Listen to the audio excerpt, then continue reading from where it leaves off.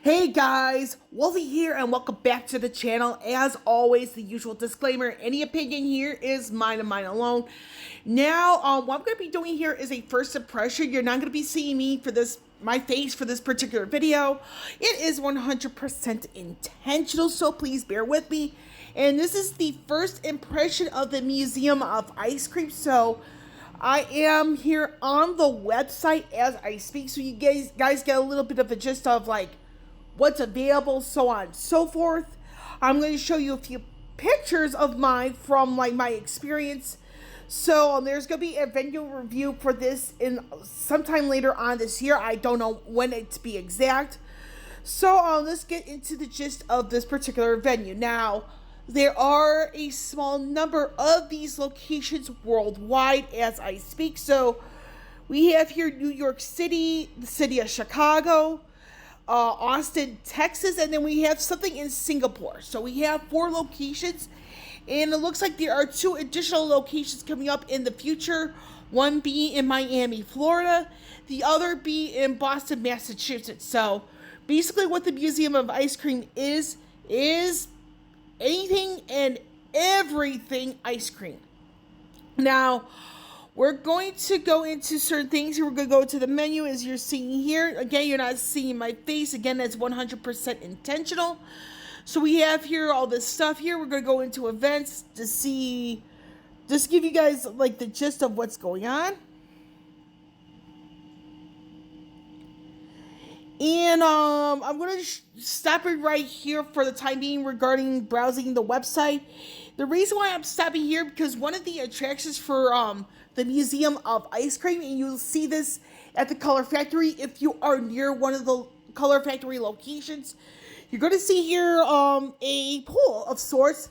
This time it is non-edible sprinkles, believe it or not. So it's like, it's one of those, it's like it's a ball pit of sorts. So that's pretty much one of the biggest things here. Another thing to consider is that this has a bunch of ice cream. And you do get free samples. So you have your visits, your FAQs or frequently asked questions, gift cards, abouts. We're going to jump in here for a little history aspect of that sort of thing. Now, I believe there was a California location for this particular like venue of sorts, but I think that has yet to reopen, and I'll get to my opinion on that later on in this video. So you have here all this stuff right here. Now we're going to do a pretend hold on, let me get this down real quick so I don't confuse certain things. So we're going to do a pretend purchase, meaning a mock purchase. So that way you guys get to see what type of tickets are available. So I'm going to go to the Chicago location. And then you'll see here is that it says here 30% off for visits during selected time slots. You have all this stuff here. And then you'll see in some of these locations, for example, to unlock a Chicago Locals discount, use your billing zip code as a promo code. Now it says here, valid photo ID required at entry. Blackout dates may apply. So we're going to see something like this. We're just going to do a pretend here. So we're going to do... And again, this is all pretend, so I'm not going to be buying it in actuality because that involves my personal information. Now, you see here that for today, it's sold out for the VIPs. So we're going to do a... so that's the $68 United States currency. Now, it says here, arrive anytime, even when general admission is sold out, plus priority entry and additional benefits.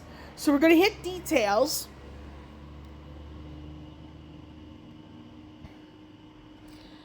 So it says, this is pretty much the benefits here. So it's basically anytime entry, peace of mind with VIP ticket insurance, skip the line with VIP priority check-in, your choice of a free drink at the Museum of Ice Cream Cafe, enjoy a sweet 10% off are one-of-a-kind retail items.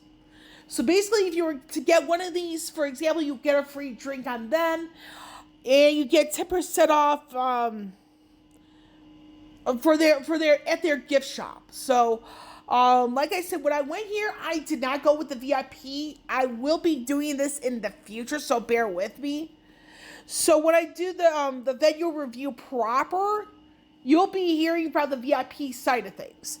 And once I do the venue review for the Color Factory, which I'm aiming to do that later on this spring, so you guys get the gist of that. And with the Color Factory first impressions, when I did that, I already did the VIP aspect, so it's like I'm gonna do a non-VIP sort of thing for the Color Factory when I get around to it. So that's that on that. I'm ready to hit done. Like I said, this is gonna be a pretend purchase, so just a bit of a FYI. And taxes are kind of like up there. Now, what I'm gonna be doing, like I said, is gonna be pretend purchase. Let's see here. We're just gonna do. Let's see here.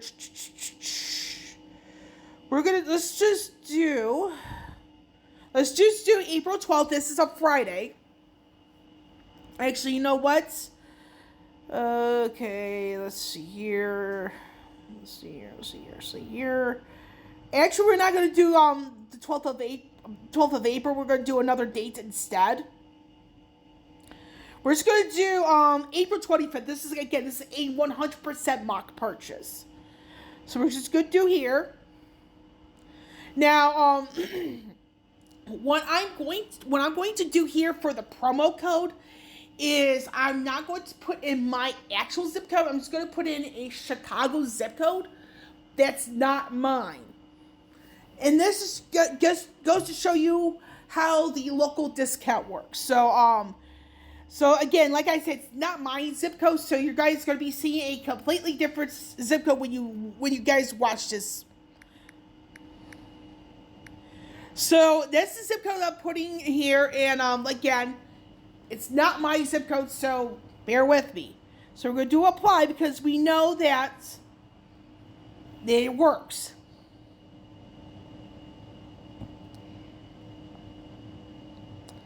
But again, this is a mock video. So we're going to go back to the website. So that's pretty much the VIP aspect. Now, the general admission tickets, you do not get that privilege of a free beverage. Now, what you can do, we're just going to go through a similar date, where it's like I can use the coupon. So we're just going to dive right in here, and then you guys get to see the whole aspect of, the pricing and the dates, all that stuff. Then we're going to just go dive into differences between prices during certain days of the week. So we have here this is a Monday pricing. So we're not going to go through the almost gone ones. We're going to go over here. This is actually a better example. The 2nd of April. So we have here the morning slots. You have here starts at $23 in the morning. Then you have here for most of the day. $23, $33, and then in the evening it's $33. So it kind of goes up at certain points. So that is a Monday through I think Thursday or something like that. Let me double check something real quick. Okay, so here is here's the Friday aspect. So you see here on Fridays, it's a little bit more expensive. So it's like $29 at the start, then it goes up to $41.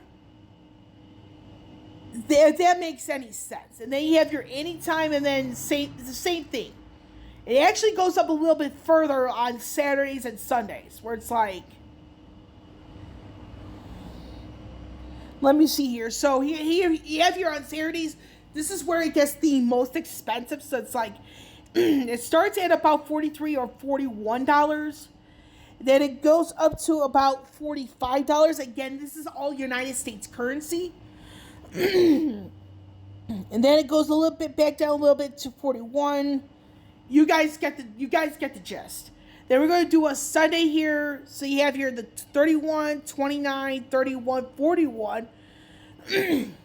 So here it's like it's very much all over the place. So that's very much the booking system, you know, for VIP versus the general admission. So we're going to go back, and then you have your gift cards, that sort of thing. Now we're going to go into the other locations, so that way...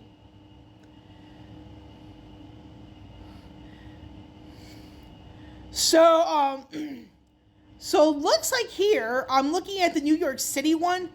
So we're just going to look at something similar. See if we'd see anything different. Because you see here at the Chicago, there's still that zip code discount. Now, if you look here at the New York City, it's like, it shows you available. Doesn't give a price tag, which is kind of sad in my personal opinion. Then we're going to go into the one in Austin, Texas. Now, it says here 30% off selected time slots. Now, here in Austin, looks like there's a special event coming up. So we're just going to do general admission for Austin, Texas. So that way you guys get to see what's going on. So here, I'm not so sure exactly what's going on. Because you guys notice with the New York City, there's no real price tag. Yeah, with Chicago and Austin, you see the price tag. So I do feel it's a little disappointing in my personal opinion. But now you guys get to see what's going on. So with that, I'm going to pause this video. Once I come back, I am going to show you a few photos from my experience at the Chicago location. Actually, this took a little bit a shorter amount of time than I anticipated, so you'll know you have landed at the Museum of Ice Cream. You see a sign like this coming up, and depending on what your ticket involves, you may get a token for something like this. So it was a sprinkle pool Sunday, so I'll show you what it is in a little bit. Now, at the Museum of Ice Cream Cafe, this is pretty much your items of what's available. And the Sprinkle Pool Sundae is about $18 United States currency. Says, and then this is pricing for their items at their cafe. So you have the ice cream itself, $2 more for a waffle cone. You have here some milkshakes. You have a 1905C, the Cookie Monster, and a Carnival. Now, I do want to mention with the beverages, they have more alcoholic beverages than non-alcoholic beverages. As their lone non-alcoholic beverage is known as the Bubble Gummer.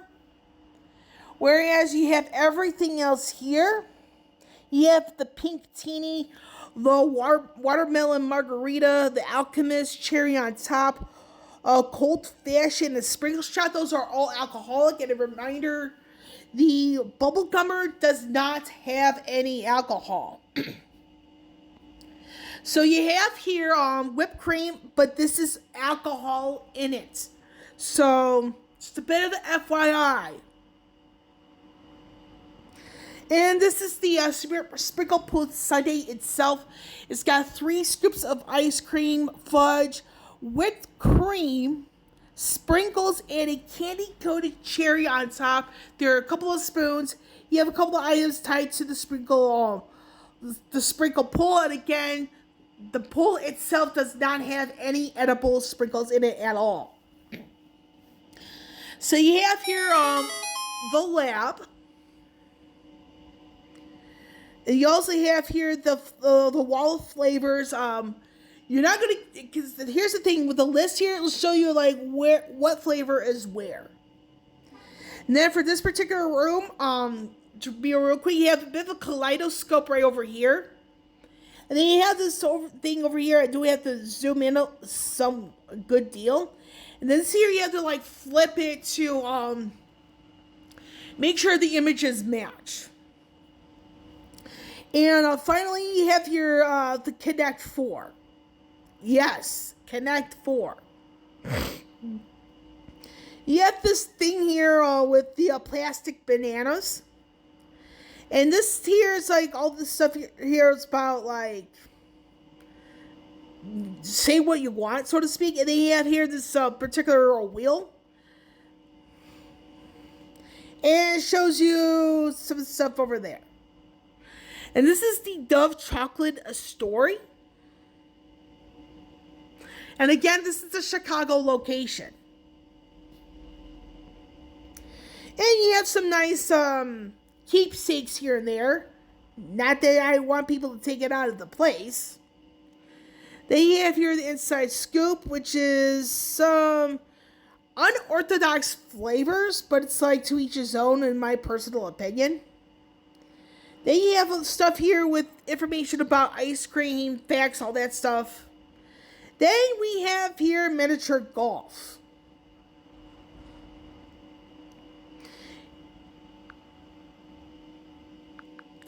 There is some carnival stuff here, so you have like the basketball, looks like the merry-go-round.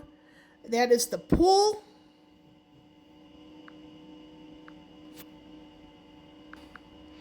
And this is the better view of the pool itself. And by that, the sprinkle pool, you know, you can break out a little bit of a sweat, you know, if you're like maneuvering in it long enough. And I do want to remind everybody, it's like when you get to this part, you must not have any food in your possession. And then you can just put your sticker like with your name, all that stuff on the end here.